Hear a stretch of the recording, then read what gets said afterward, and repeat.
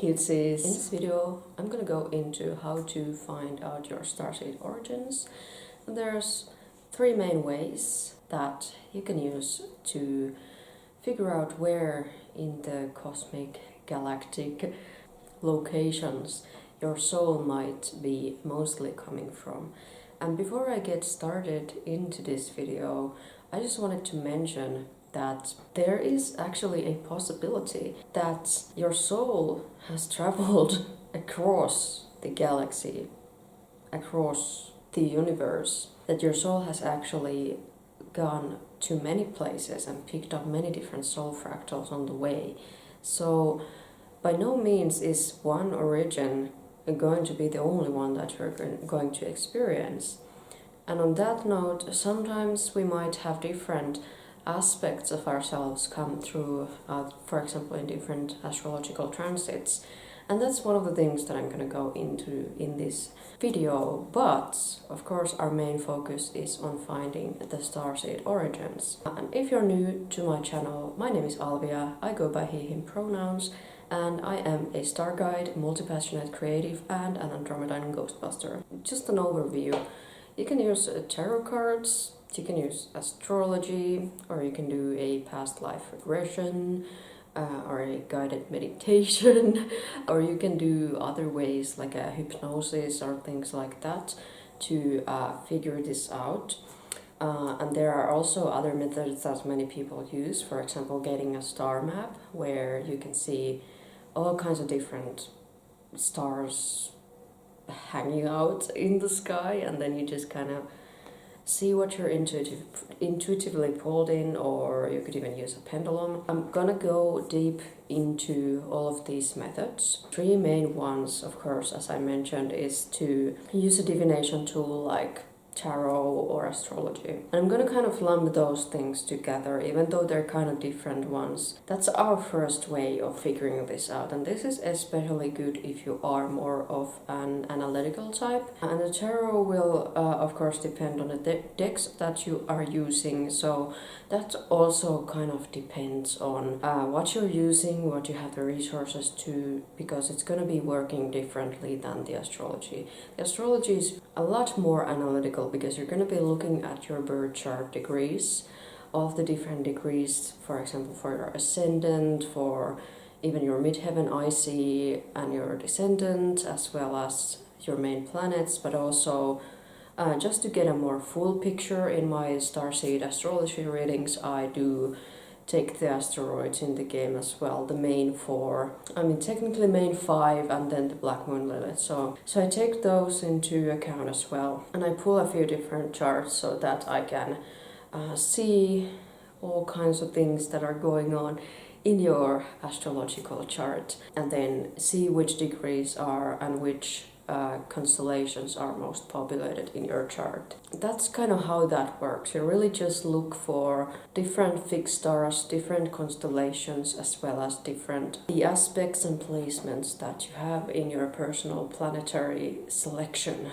so to speak. You look at that and you match those up. And as a general rule, say for example you're looking for Sirius in your birth chart and you have a planet about 2 degrees from it, so if Sirius is like 14 to 15 degrees, you got something around 16 degrees Cancer in your birth chart. That is a pretty close conjunction, and that should count. I will say though, if you have something in Cancer and then there are a lot of planets transiting Cancer, you might still feel that Sirian energy, even though your conjunction may not be that close. Like if you have something 0 degrees Cancer or somewhere 20 degrees Cancer, then you might not have that sort of natally, but when the planets transit this constellation, you will feel it, and it's going to be easier to tap into. And for example, I know for myself that even though I don't really have these close conjunctions there, and I more so have maybe other aspects that are closer, I'm more likely to feel my sort of Syrian aspects to come when that transit happens. And I do know just from doing work with my higher self and my multidimensional aspects that I have traveled there, right? I have been there before, and again like lived a life there or something. And I also wanted to mention like some main things that you want to look at, especially even though the whole chart matters because there's plenty of spiritual skills that we have. So yeah, the whole chart matters, but I would say your south node, your 12th house and 4th house are the main places to look at for past lives. And then of course there are plenty of other ones that may impact that, like the ruler of the 12th house or the 4th house and any connections with the south node. So that's just a basic overview, very basic.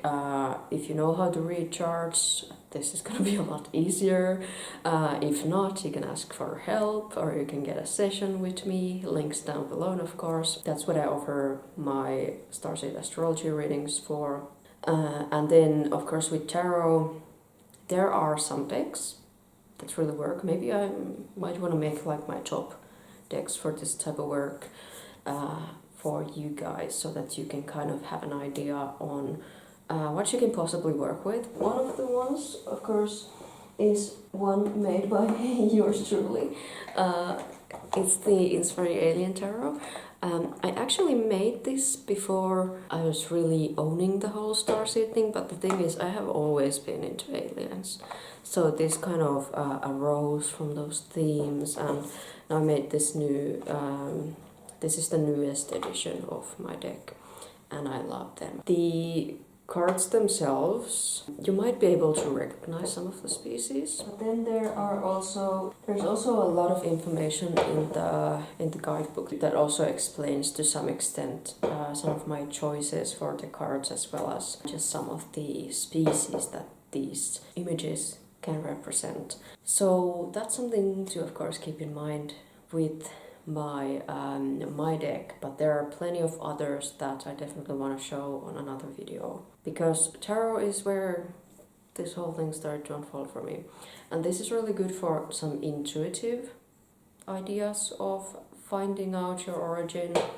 If you have an oracle deck, you can also use that, of course. But another way to use the tarot, if you like to also work with the analytical part of your mind, is to use an astrology system with the tarot, and one of these is the Golden Dawn system, which I also have in my I have it in my guidebook also explained. So you can kind of look at, say, different decanates, you can look at different planetary associations and how those type of things connect together. So there's many ways to of course work with tarot and astrology together, and so then you can kind of look at those different degrees. Okay, what star aligns to, say, the second decan of Leo?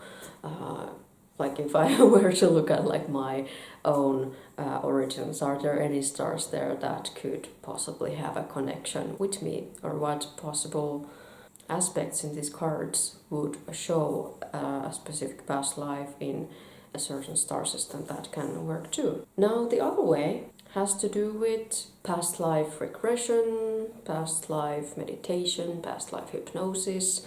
So this method is, I would say this is one of the most effective. The reason why I say that this is the most effective is because there are so many guided meditations, even on YouTube for free, that show you things to connect with your star family, things to connect with your, to go into a past life. Yeah, like past life regression, guided meditation type of thing. And that's where you can go into what star you may have originated from, and how you can work with that energy. I mean, I don't know if all of these meditations help you work with that, but some of them do, and some of them are really good. Even just basic, past life regression meditations can, show that to you. And I might just link a few down below if I can remember. Like if you do a past life regression with a trained practitioner, that would be wonderful. I have heard of people doing that. And of course hypnosis, that kind of ties into this whole thing, right? Because usually there's some level of hypnosis in either guided meditations or past life regressions. So those type of things, they kind of go hand in hand, and they can really help in getting into that kind of state where you are receptive and where you are able to see those past lives, of course. And then the kind of final last way to figure it out is, of course, with different exercises where you look at different galaxies, what looks the most familiar, what feels the most familiar. And the star map thing, like I said, if you have like a star map, you can go ahead and just observe, look at which one looks most like your home. Now, personally, I would maybe recommend just looking at pictures of galaxies and looking at pictures of constellations and those type of things, just because there is just more visual aid there. But if you do feel like you would rather have it more simplified, then sure, go ahead for the star map, the simplified star map. Like, that's totally cool too. Another way to do this is, of course, go outside and look at the stars at night. Like, that's the most simple way to do it. These type of exercises can really help you. And like I said, even with the star map, you could even try and use a pendulum for it. If you have a pendulum that works for you, then that's a good idea to play around with that. But you can also use things like you can cast different runes, or different, like even cast dice on like the star map. You could go all wild with that.